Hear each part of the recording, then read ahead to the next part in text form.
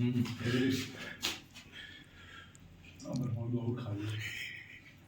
देखो तुम मेरे पूछेंगे ना। माता जी क्या नाम है आपका? उर्मिला। माता जी आपके बेटा जो है यूपीएससी में 524वीं रैंक आई है, तो आपको कैसा लग रहा है?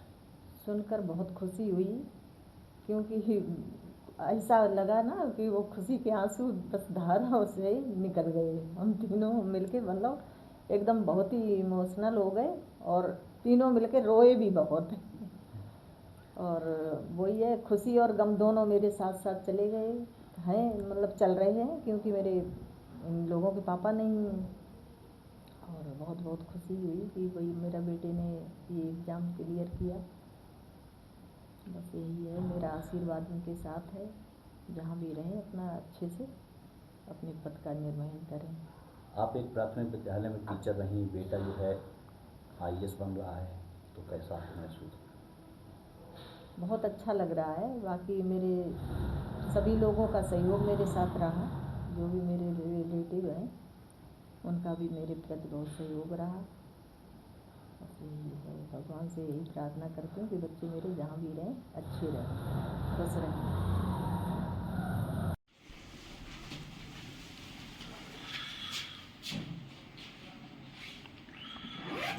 आप भी साथ हो जाओ।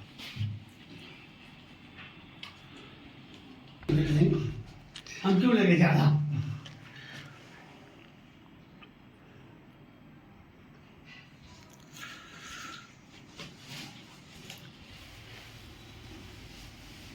हाँ, नमस्ते भाई साहब। नमस्ते नमस्ते। आपकी तपस्या पूरी। हाँ, मुंह मीठा भी हो गया सब। बहुत ये समझो आप, बहुत त्याग किया आपने। आप पीछे लाइट पड़ रही है। कोई दिक्कत नहीं, आ जाए।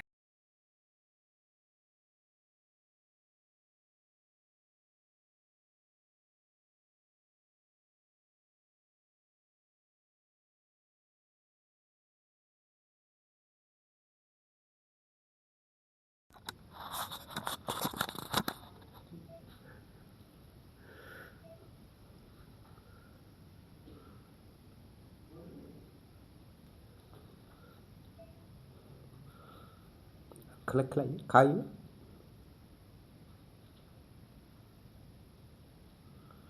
अब मैया माता जी खिला दो।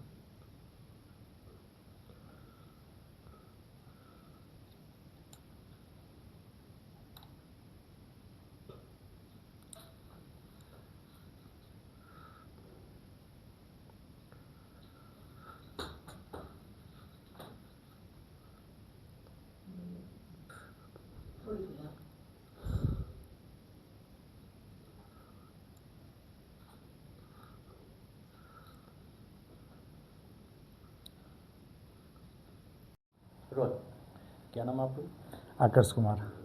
आकाश जी, आपने यूपीएससी की परीक्षा पास की है, चौथा रैंक आया, और क्या आपको मेहनत करनी पड़ी यहाँ तक पहुँचने के लिए? सर कहानी थोड़ी लंबी है। पढ़ाई में हम लोगों को शुरू से बल दिया गया। इस बार मुझे 524 रैंक मिली है सिविल सेवा परीक्षा में। और कहानी शुरुआत होती है मेरे नाना के इंस्पिरेशन से। नाना जी हमेशा प्रोत्साहन देते रहे, टीचर थे वो, तो हम लोगों के लिए पढ़ाई के लिए प्रोत्साहन देते रहे। वो अभी इस दुनिया में नहीं है वो, तो उनके सपने को जीने की कोशिश की। पिताजी का सपना था कि कुछ अच्छा करो और सोसाइटी को गिव बैक करो जितना तुम पढ़ रहे हो। मम्मी का मेरा संघर्ष रहा सारा, तो अकेले दम पे इन्होंने वन विमेन आर्मी है हम लोगों के लिए, दोनों भाइयों को पढ़ाया और बस पढ़ने पे ही फोकस रखा कि अच्छे से पढ़ो और समाज का कुछ भला कर सको तो करो। उसी पे आगे बढ़े। और लास्ट ईयर भी मेरा कुछ नंबरों रह गया था इंटरव्यू से मैं बाहर हुआ। पिताजी का देहांत हो गया 2023 में, तो थोड़ा मेंटली भी ट्रॉमा रहा। अचानक से वो चले गए हम लोग छोड़ के, और फिर वो डिस्टर्बेंस कुछ दिन रही, लेकिन फिर से मम्मी भैया दोस्तों ने फिर से खड़ा करने में मदद की कि नहीं एक बार और कोशिश करो। तो इस बार फिर मैं चला गया भगवान के सहारे कि अब जो होगा देखा जाएगा, अपना कर्तव्य पूरा कर देते हैं। फिर गए, प्री पास हो गया, वो भी बहुत अच्छे नंबर से निकला, तो उसमें फॉरेस्ट भी निकल रहा था। फिर मेंस भी हो गया भगवान की कृपा से, और इंटरव्यू भी तो रैंक आ गई फाइनली 524। लंबा संघर्ष है थोड़ा सा, काफ़ी उतार चढ़ाव रहे। ग्रेजुएशन किया, पोस्ट ग्रेजुएशन किया और फिर ये दूसरा इंटरव्यू रहा, तो फाइनली ये थोड़ा सा शांति। लेकिन जैसे ही ये रैंक, कल तक तो बहुत अच्छा लग रहा शाम तक, लेकिन रात होते होते, सुबह सोते होते वो जिम्मेदारी भी एहसास होने लगा कि ये सिर्फ शुरुआत है आकर्ष। इसके बाद तुम्हें उस चीज़ के लिए चुना गया है, इस अमृतकाल जो पीरियड है अगले 25 साल का, 2047 में हमें विकसित भारत की ओर बढ़ना है, तो उसमें कैसे तुम योगदान दोगे, कैसे सरकार के विजन को धरातल पर उतारोगे, कैसे जिम्मेदारी से अपना काम करोगे, निष्ठावान होके, और समाज का, अपने लोगों का नाम रोशन करेंगे और उनके जो अपेक्षाएं हैं उनका पूरा करेंगे। और जो भी सोसाइटी ने दिया है, इस लायक बनाया है, माताजी, पिताजी, नाना जी, भाई साहब का जो संघर्ष रहा, जो उम्मीदें हैं उन पे खरा उतरें और कुछ समाज में अच्छे बदलाव के लिए काम कर सकें, कि कुछ ऐसा जो हम लोग पढ़ते रहते हैं उसे समाज में कर सकें और चीज़ों को कुछ बेहतर बना सकें। इसमें आप और लोग जो युवा हैं उनको क्या संदेश देना चाहेंगे?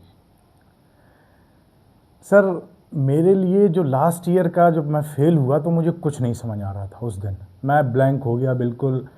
मम्मी को फ़ोन किया, भैया को फ़ोन किया, अच्छा बहुत इमोशनल भी था दोस्तों से। तो बस मुझे एक चीज़ फिर समझ आई कि तुम्हारे हाथ में केवल काम करना है। गीता का वो उपदेश मेरे काम आ गया फिर, कि कर्म करते रहो, बाकी भगवान के ऊपर छोड़ दो। अगर उनकी इच्छा है उन्हें कहीं पहुंचाना है तो गॉड्स प्लान होगा, वो है कुछ ना कुछ।